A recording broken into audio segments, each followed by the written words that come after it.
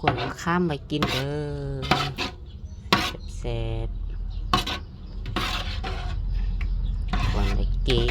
นกับข้าวเหนียวหอนๆนี่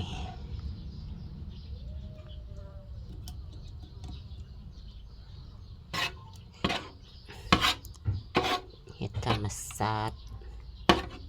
บริสุทธิ์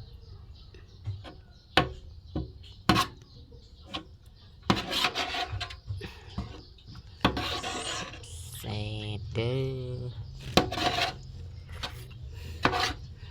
หอมมัน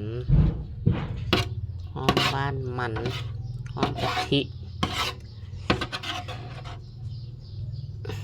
เดี๋ยวมึงกินแล้วมึงยังบวทิมเนี่ย